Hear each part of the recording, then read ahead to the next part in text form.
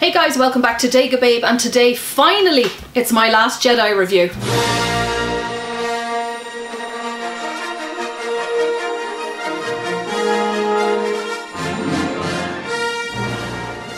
So guys, here we are. It's been nearly a month since The Last Jedi hit our screens worldwide, and I believe it's nearly grossing at $1 billion at the box office.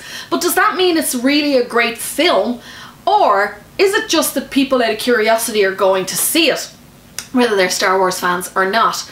Well, there seems to be a bit of a divide, I've noticed. So either people really loved the film, or they absolutely despise it. In fact, the people who despise it, not all of the people who despise it, but a lot of them, have seen fit to do a hashtag Rian Johnson so that they can attack and threaten him. I was absolutely horrified when I heard this, and quite frankly, I really find it unacceptable. If you don't like a movie, just don't watch it again. So I'm one of the people who absolutely loved it, and so I'm bringing you all my thoughts on how I feel about it. So if you've not seen it yet, then please be warned. There are... So you might want to switch this video off now and move along somewhere else and watch something else, okay? So please don't watch the video, because I don't want to ruin it for anybody. Excuse me, as always, I start coughing. So I'm going to start at the very beginning, a very good place to start.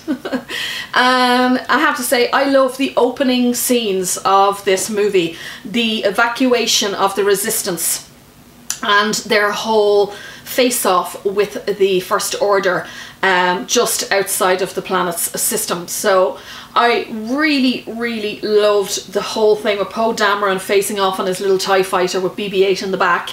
And the ships as well. While the Star Destroyers were cool to see, and they always are, that Dreadnought, holy crap, when that arrived on screen, the way it came in by light speed, and you literally felt like it was going to hit you in the face, and it was a really threatening looking machine. And then the Resistance sent in this whole fleet of bombers to try and deal with it. I loved the entire scene because it was so intense.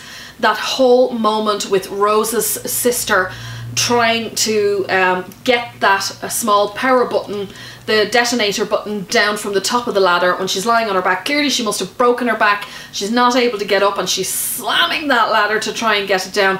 Oh, the tension. Just watching all the bombers obliterated, and she's the only one still going, and she's got to drop the payload, and oh my god, the tenseness. And then you see that box fall down in slow motion, and you see her watch it pass her face, and for a moment you think, oh my god, they're not going to be able to do it, and you see her hand grab it, and it was like, that was fantastic scene. I really enjoyed it.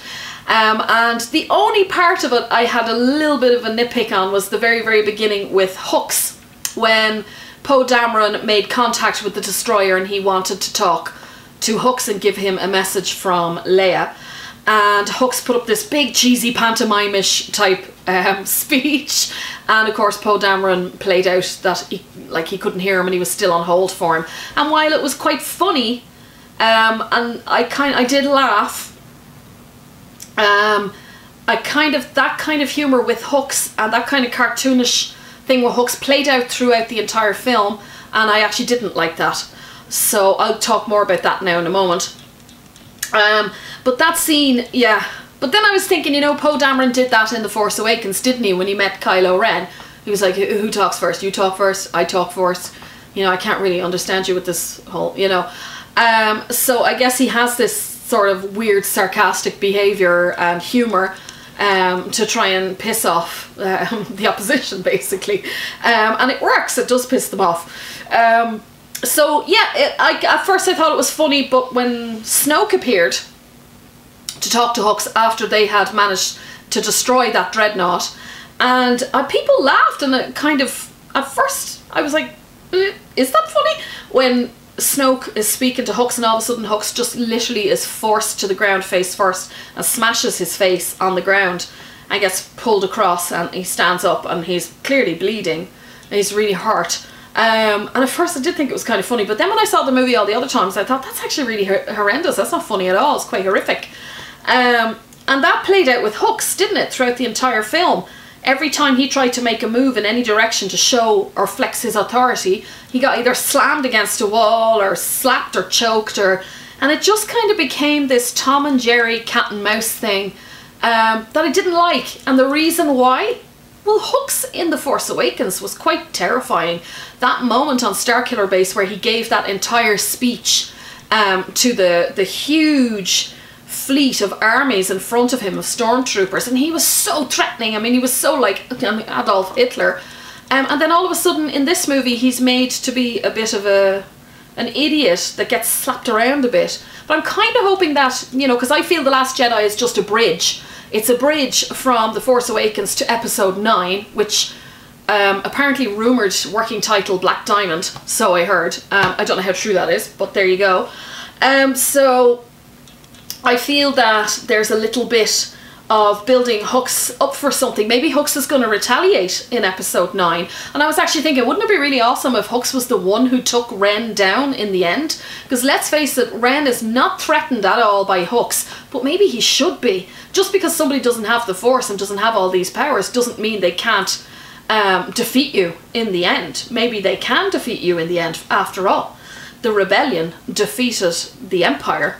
And, you know, you have Darth Vader there and the Emperor, and they did not foresee that they were going to be able to take down that entire Death Star. So it is possible. Maybe Hux will turn to the Resistance because he will have had enough, and maybe he'll help them to take Ren down, which would actually be really cool. I think that would be really cool. So it'd be great to see that. Now, the other part of the movie that seems to be driving people completely berserk is the Mary Poppins, the Princess Leia flying scene. I think some people saw a different movie to me, because to me she was not flying. Can't fly in anti-gravity, right? You're floating. She's just floating. I did think she was a goner when she got pulled out through the back of her own ship. I thought, oh crap, there we go, that's how Leia's going. But in all fairness, you know, us as fans, we all put out, me included, put out the feelers to Rian Johnson that if he cut her scenes short simply because Carrie Fisher had passed away, that we would all be really, really pissed off. So I think out of honour for Carrie and for all the fans, he left all her scenes in there. So now it's going to be the job of J.J. Abrams to remove her from the franchise in the next film. So I was really delighted they did leave her in there. Now, lots of people are not happy about this flying scene. Again, I do this. Because they said it was so Mary Poppin. But if she'd been a man, would you have said the same thing? No, you would not. It was just because she was a woman. But I loved that scene. I loved it. And I loved it for this simple reason, that Leia, throughout the saga, when we found out that she was Luke's sister, and, you know, she talks about in Return of the Jedi how she always knew all these details that Luke shares with her. She kind of always knew that made it very clear to us that she was very much in touch with the Force, and that she had the Force was quite strong in her. And Luke actually even says it, doesn't he? He says it to her in Return of the Jedi. So I always wanted to see her use the Force, and by God, did she use the Force? Holy crap, she used the Force. She used the Force like nobody else had ever used the Force before. First of all, she was blown out through the back of the ship. She was injured. She was unconscious. She was now in an environment where there's probably no oxygen. Her skin was covered in kind of moisture or ice all over her. She was clearly in trouble. She did not fly. She did not fly. This was my interpretation. I totally get why people think she flew, but for me, she did not fly. She was pulled. She was pulled through the air. I don't know if you'd say air because there is no air, but she was pulled through the atmosphere around her by using the Force. She didn't actually fly. What she did was use the Force. You see her putting her hand out. She used the Force to pull herself into the ship. So to me, it was a Force pull, not a flight. So it was more of a Force pull that pulled her in, and I thought it was awesome. Here was this woman, we all wanted to know Ben Solo. The Force is so strong in him. He must have inherited from Luke. Okay, he probably did get a bit of it from Leia, but she's never used the Force. Blah, blah, blah. And then she goes and does that, and then all of a sudden it all made sense. I was like, this is why Kylo Ren has such a strong will in him and such a strong ability to use the Force, because his mother is epic with it. She's not just a little bit, you know, doing a force push. Oh, I think I'll knock those droids down, or I'll jump up on this wall, blah, blah, blah. No, this woman was able to pull herself after being blown out of a ship through space. It was awesome. I don't understand why people are freaking out. Mary Poppins is a bag of crap compared to this. This was awesome. And then that big music playing and that slow-mo effect of Poe Dameron and the crew all rushing to try and help her. Oh my god, I loved it. I don't understand why people hated it. I absolutely loved it. To me, she was pulling herself, not flying, back to the ship. And that, for me, was a fantastic moment in the movie. I really loved it. And I think maybe lots of women probably feel the way I did. So it was really, really cool. So then we got to see Octo or Octo. Oh, is it Octo or Octo? People seem to pronounce it differently. And of course that was very exciting for me and very exciting for all Irish Star Wars fans, because all the Octo scenes in The Last Jedi were all shot here in Ireland. So you had where you got to actually see the Jedi village, that little village. That was, a lot of people think that was Skellig Michael, and I know a lot of people are searching. That is not Skellig Michael. That was a replica of the village that's on the top of Skellig Michael. It was rebuilt in Kerry in a place called Cian Shabail. It's a headland on the Dingle Peninsula, and it's dwarfed by a little place called Ballyferriter. And I'm actually going to do a video on that shortly for you guys, probably next week, about it, because I've been down there many, many times, and I actually went down there recently just before Christmas to celebrate the whole launch of The Last Jedi with them, and it was cool.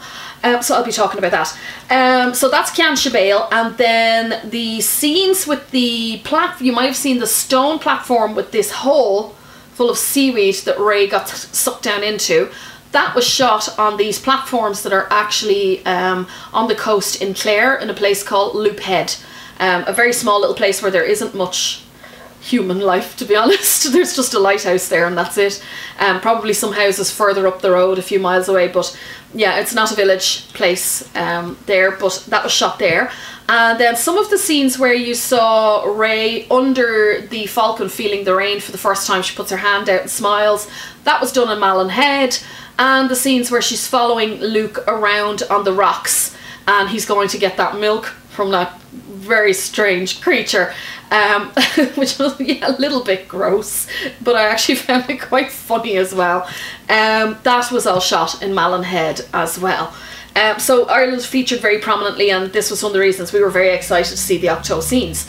Now, having said that, how do we all feel about Luke Skywalker? I know people are very upset about how Luke Skywalker no longer had his, you know, eternal optimism and his eternal hope for everything. In fact, he'd become quite a cynical, scruffy old scrounger, really, hadn't he, out on Octo. But I kind of liked it. The reason I kind of liked it is because it showed character development. If Luke was still as he was at the end of Return of the Jedi, then that wouldn't show a great deal of development in him throughout his life. He would just be a very flat kind of character. But this, of course, made him very three-dimensional, because in reality, people at the age in their 20s or early 30s are not the same people they are by the time they go into their 60s. They've been through all sorts of things. Trauma, just like Luke with the Jedi Temple and with Kylo Ren, and it changes you, and sometimes, you know, things are tough. So I kind of liked it, and I felt that he played it up a little bit at times, deliberately, because he wanted to get rid of Rey. So I did feel that the whole thing with the milk and letting the milk go down his chin, that he was doing it deliberately to seem repulsive, just to make her go away. And I think that's why he did it, because I would imagine that if he was there on his own, he wouldn't be doing that the rest of the time. I in fact would imagine that he probably does get the milk, but probably doesn't drink it there and then. Maybe takes it back, maybe boils it, pasteurizes, or does whatever he has to do. But yeah, I felt that that moment when he did that at her, he was kind of looking at her going, look at me, I'm disgusting, why would you want to stay here with me? And I felt that he wasn't quite as bad as he was making out to Rey. He just wanted Rey to leave. In all fairness, Yoda was very much the same with Luke. Okay, he wasn't doing the gross blue milk thing, but he was playing a dumb little idiot on Dagobah, you know, acting like a cutesy little moron. on Dagobah at first with Luke, and then when Luke figured out, you know, realised who he was quite resistant to the fact that, you know, Luke wanted to be trained and helped. He really didn't want to train him, and he made a ton of excuses, like too old to start the training. So it's very much the same kind of thing. Okay, Luke was a bit more rough and raw, but that's just the change in filming and how they process things today in movies. That's just the way it is. But I really liked it. I liked it because it showed him as a real person in the movie, and I really liked that because people are just not the same as they were when they were younger. So I really enjoyed that. I couldn't understand at first why he was, you know, didn't seem to be connected with anything, and then of course it came out that he had blocked the Force out, was no longer using the Force. And we realised that when he had Rey sitting out on the rock, and he did that moment with the reed, which I actually thought was very funny, when he says, "Now reach out," and she actually throws her hand out in front of her, and you could just see his face dropping, and you can nearly hear him in his head going, "You idiot," and then he starts tickling her hand, and she's going, "Oh my god, I can feel it." Well, okay, she didn't say "oh my god." I thought she did say "oh my god" the first time, but that was just obviously my made up hearing. Of course she didn't say it, because we did have a bit of a debate over the mention of God in the movie, because it was mentioned, I think, twice. Vice Admiral Holdo said it, "Godspeed," and we were thinking, really, should they be saying God? Because they're not really, they don't really have a God or have mentioned a God. But then I had said that in The Empire Strikes Back, Han did say, "Well, then I'll see you in hell." So obviously if there's a hell, maybe there's a heaven, maybe there's a God. But I let them away with it. I'm okay with it. I was not okay with Luke referring to a lightsaber as a laser sword. That to me was kind of the slang and talk of today, but I was willing to accept it. I was willing to accept the changes in this film because, you know, the one quote in that movie spells out everything for us, and that is, "Let the past die, kill it if you have to, it's the only way you can become what you're meant to be." And I really felt that was Ryan's way in the script, whether it was or not, but this is how I interpreted that. This was Ryan's way in the script saying, this is not going to be anything like what you've seen before. It's going to be very, very different, and it's the only way that we can move these movies forward. And I really did feel that that was kind of a hidden message for the fans. Just like J.J. Abrams had, this is the quote, "This is where we put things right," which was said by Max von Sydow in The Force Awakens. So I felt that Rian Johnson put that in there, but everybody seems to have missed that. When I heard that quote first, and we did hear that in the trailer, I kind of thought, okay, they're telling us that this is not going to be the same as any other movie, and it really wasn't. The other thing people are having an issue with is Snoke. They didn't tell us who Snoke was, they didn't tell us where he came from. I quite frankly don't care that they didn't tell us where Snoke came from. He's not relevant.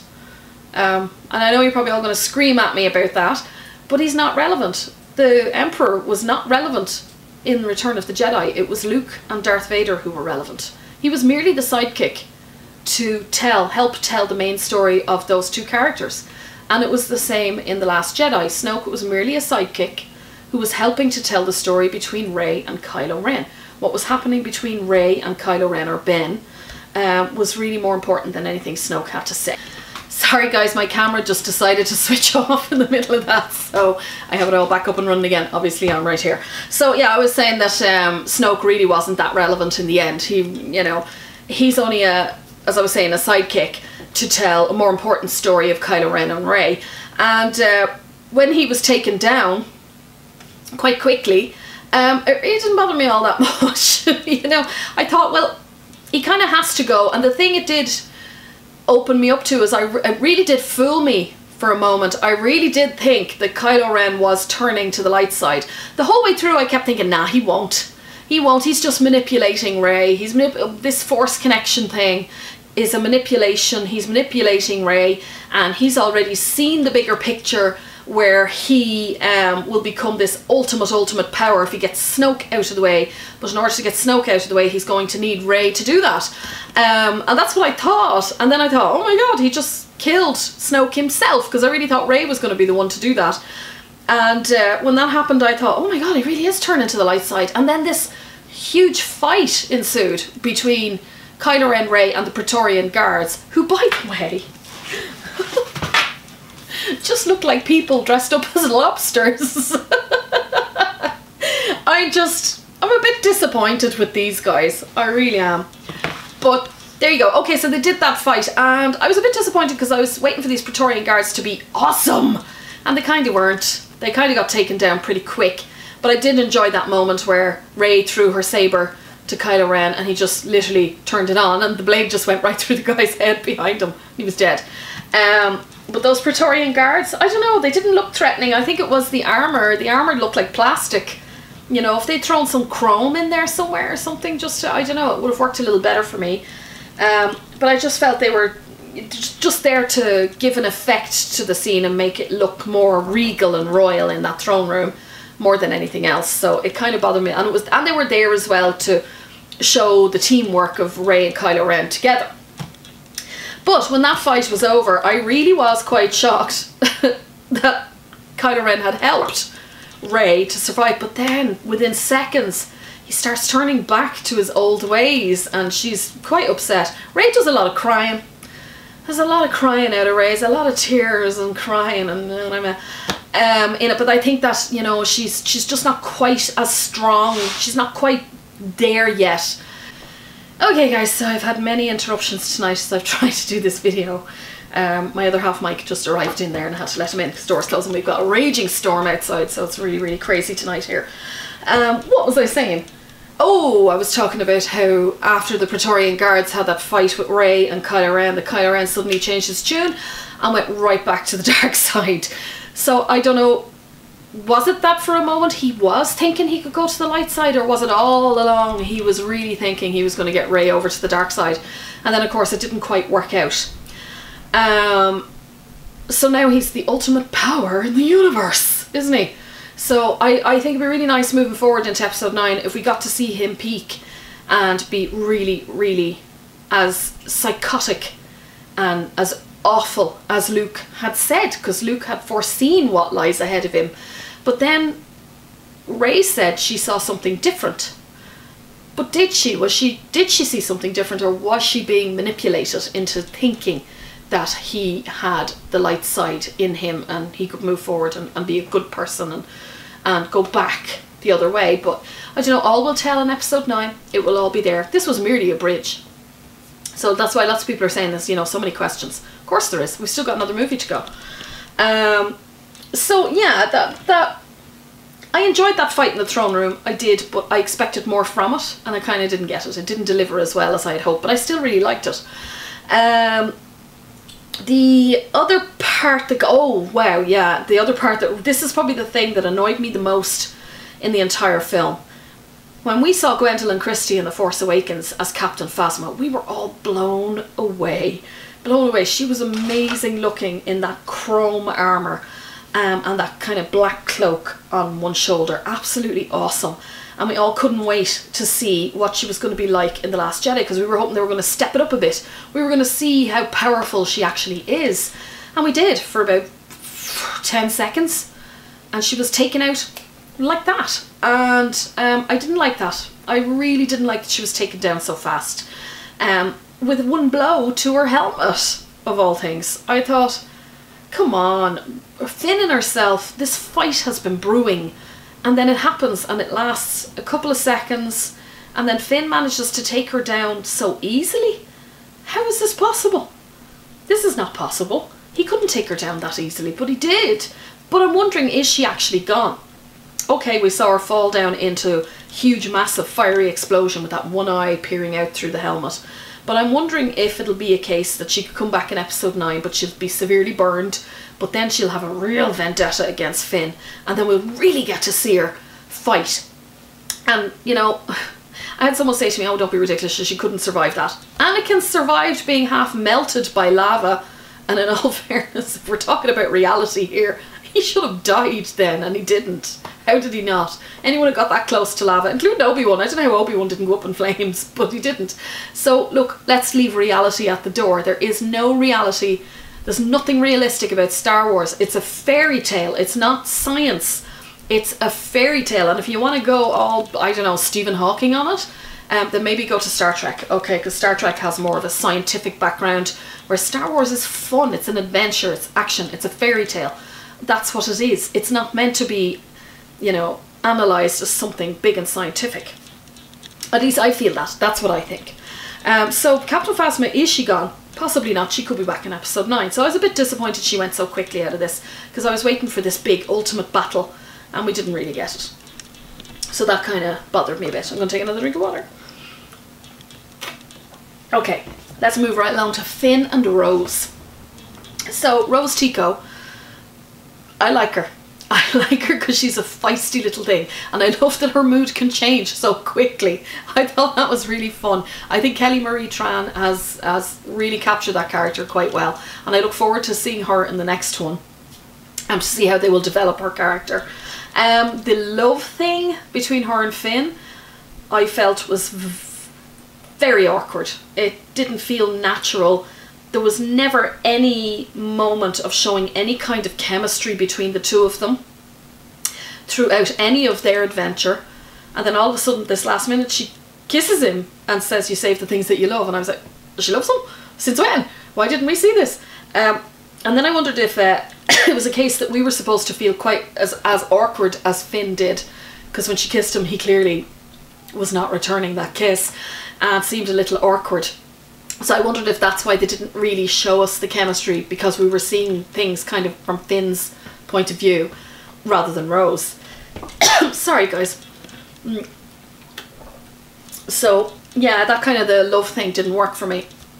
And Canto Bight, well, it was a cool and awesome idea. I don't think Star Wars was the right place to put it. When I saw it, I was waiting for Lilu from The Fifth Element to come running through. It had very Fifth Element kind of inspiration about it, especially when they showed that opening shot of that yacht on the water, and then it flies off the water.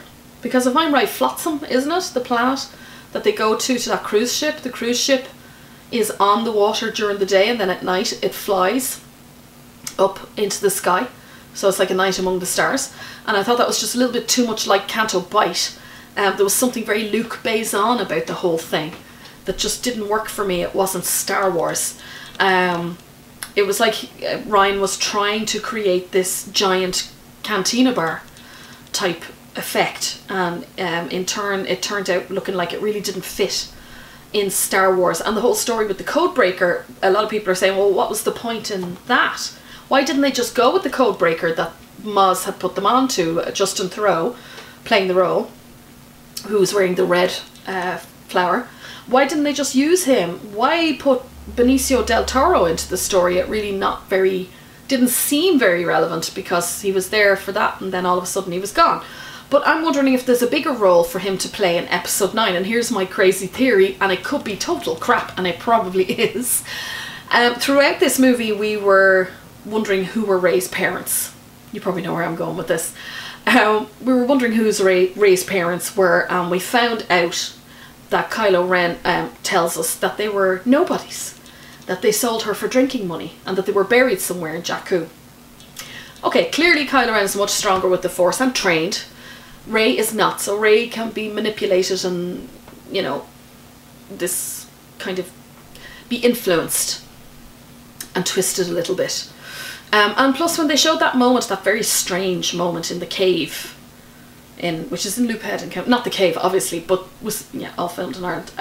That moment in the cave where she's looking at herself duplicated over and over and over again, and she asks who her parents are, and you see these people walking towards, and then when it comes to, she sees herself. I was thinking, well, really, if there's nothing to hide, there was no reason that they couldn't show us. If her parents are nobodies, why couldn't they show us? They didn't. Because maybe they're not nobodies. Maybe they're nobodies, but maybe it's DJ. I was wondering if DJ is Rey's father. Because let's face it, he's a nobody, and he bought and sold Finn and Rose for a deal to the First Order. So he very much fits the description of what Kylo Ren described in the film. So maybe DJ is in fact her father, which I think would actually be really cool. That'd be cool. We'll see, but it probably won't be the case. But we'll see what happens with it. Delighted to see that Luke in this film did fight Rey a little bit, and he had quite some awesome skills when he did. It was only for a few moments, and I did enjoy that moment in the rain where she knocked him down on his back, and when just before he hit the ground he used the Force to have him land gently, which showed he was still very strong with the Force, even though he had cut it out and blocked it out for many years. So I really enjoyed that, and I really loved that Yoda made an appearance in this movie. That was so cool. Come on, you couldn't not love that. When Yoda appeared by the tree just as Luke was going to set it on fire, and then of course Luke can't do it, and I could nearly hear in my head Yoda saying, "Always with you, it cannot be done." That was what I was hearing, even though he didn't say it. And then of course he has this big bolt of lightning come down and set that huge tree of wisdom on fire, and Luke of course thinks the books, the temple, the Jedi temple books and the Jedi texts have been set on fire inside it as well. But Yoda did say, oh god, it'll be hard to say this now because he says everything so backwards. Rey already needs, no, I can't even say it. Rey already has what she needs, meaning that the books are not there. So, you know, we were discussing, a couple of us were discussing that Luke Skywalker had put those books onto the Millennium Falcon, because we did see him sneak on during the night. At that moment where Chewie is going to eat a roasted pork. I like that. And we did see him sneak on, but I think Rey actually stole the books from that tree and put them onto the Falcon. And I think the reason I think that is because when the tree went up in flames, Luke still tried to go inside to rescue the books. Why would he do that if he was the one who had put them on the Falcon? He didn't, obviously Rey did. So I think they're going to become very interesting in the next movie, those books. I think Kylo Ren, using the Force, will realise that those books are on there, and he's going to want them. He's going to want those books because they'll tell him everything he needs to know to become the ultimate power. And those books will also help Rey to get further along with her training. I think she's going to finish training herself by reading the books. And I've no doubt that Luke may come back as a Force ghost in episode 9. At least I hope so. Because it broke my heart that Luke died, and I thought it was beautifully done. I have to be honest, I thought it was beautifully done when he was sitting on that rock, and the two suns setting just as they were on Tatooine when he was a young boy, and he was thinking about getting away from there, and here he was, he'd come full circle, and he came back to that. And for a very tiny moment, I don't know if anybody else noticed this, when he's looking into those two suns setting, there's something in the middle of the lower one that's ahead of him. You can see this black dot, and I don't know what, maybe it's a nitpick, it's a mistake, but there's something there. And by the way, the sunset is real. They waited for that sunset on Cianshabail Headland in County Kerry, and that is what an Irish summer sunset looks like. Obviously not two suns, but one sun. We get the most spectacular, fiery, beautiful sunsets on the west coast. And if you come to Ireland, you've got to go up and sit on Cianshabail and watch the sun go down so that you can experience it exactly the same way as it is in the movie. So yeah, that moment when Luke disappeared and died and his cloak went flying through the wind, and that broke my heart a bit because I'm a big Luke fan and I didn't want to see him go, but I knew that he had to go eventually, and that was going to be the way of it, whether I liked it or not. So yeah, and the fight on Crate, but I don't know whether you'd call it a fight, the face-off between Kylo Ren and Luke was awesome, and I really didn't see it coming that he actually was not there. That was a great twist. How could you say that wasn't good? That was an awesome twist. I never saw that coming, that he wasn't actually there. But he never actually fought Kylo Ren. All he did was just avoid the hits. I mean, I don't know why he was avoiding them, because they weren't going to get him anyway, because he wasn't there. But I think he was trying to fool Kylo Ren into thinking it was there, and he was trying to delay and keep going for as long as possible so the Resistance could get away and Leia could get away. So that scene was really, really great. I enjoyed the scenes on Crate, and I didn't see it the first time, but I did see it the second time. Gareth Edwards' cameo, director of Rogue One, on Crate. He's in that trench next to the first guy who puts his finger out and tastes the ground and says, "Oh, salt," on that very strange flat that looks quite bloody when they walk on it. And I believe the Bolivian salt flats actually do sometimes have these small lakes of this crimson red water, so I gathered that's where Ryan got the inspiration for that. Regarding the creatures in the movie, the Fathiers, the Porgs, and the Vulptex, or the crystalline foxes, the Porgs, I didn't mind them when they were on Octo, but when they started showing up in the Millennium Falcon and they were everywhere they went and getting smushed against windows, I really did feel like Disney said to Ryan, you've got to put something in there for the kids, and it has to stay there for the kids to keep their attention for the whole movie, and this is why the porgs were put in there. I loved the crystalline foxes. I was sorry they weren't shown a little bit more in the movie. I loved that they had a purpose in the end, in the story, and the purpose was to show the resistance the way out of that rebel base.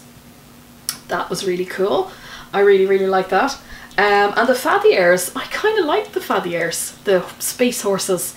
That whole moment where they escape with Finn and Rose, and I kind of like that about Rose. It showed that Rose was very much an activist and a good-hearted person, that even though they didn't achieve what they needed to achieve on Canto Bight, she still was happy that she did it all because she got to free the Fathiers, and that was more important to her. And of course, if we didn't have that, it wouldn't have introduced us to this new character, which I'm going to use my visual dictionary for, and that was these young children. Oh, by the way, did you notice this thing?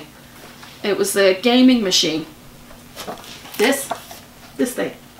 Hopefully my camera is focusing.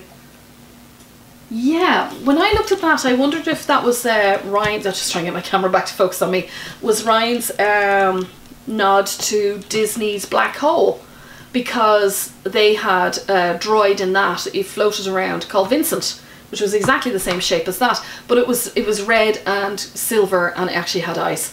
It was kind of kiddie-ish looking, but it was very much the same shape, and I wondered if that was, and in the movie of course it's at the same kind of height that Vincent would have been at in the Black Hole, and I wondered if that was his nod to Disney's Black Hole, which is very much a cult classic, I think. I actually really liked that film when I was a kid. But anyway, I'll close the book again tonight. I wanted to talk to you about the introduction of a new character, which I've no doubt we're going to see again. And, oh, hang on there. God, I'm so sorry guys, I should be a bit better organised than this, but I'm not. You wouldn't believe how many times I tried to do this video and just couldn't get it done. Oh, where the hell is it? Oh, you know, the three children. That's what I'm talking about. The three children, which I think we're going to see all three, but they've mainly focused on the little boy who takes Rose's ring and who lets them take the Fathiers off the stables in Canto Bight. So this little boy plays obviously a very big role in the story. At least we think he does. Is he going to turn up in episode 9? Is he going to be older? See, we don't. Here he is. What's his name? Tamiri Blag. Tamiri Blag is this little boy. This little guy right here. I hope you can see him. So this little guy and his two little friends, which is Arashel Sar and Aniho Zaya. And I think those three kids are going to have some relevance. I think what you have here is your rebel fighters and your future Jedi hosts. So Tamiri would be your future Jedi, because we saw that very sweet moment, which I actually really liked, at the very end of the movie when he came out and used the Force to pick up the broom, and then you see him looking into space and you see a light go across the sky, which I'm assuming is the Millennium Falcon going into light speed, and he's seeing it, or is it something else? I don't know. We don't know. But that's what I took it to be, was the Millennium Falcon going across the sky. So we're going to see him again, obviously, and I love the way he holds up the broom as if it's a lightsaber. I thought that was really cool. So people are saying, oh, Rian Johnson set himself up beautifully for his future trilogy. I don't know. I think he's setting J.J. Abrams up for episode 9, not for his new trilogy, because his new trilogy is going to be in years to come, and I don't know if he's even written anything yet on it. But I think this child will be more relevant in episode 9 than Rian Johnson's new trilogy. I think Rian Johnson has made it clear, Kathleen Kennedy's made it clear, that the new trilogy will be completely new. New universe, new places, new planets, new characters, everything. This is no longer a new character. We know about this character now.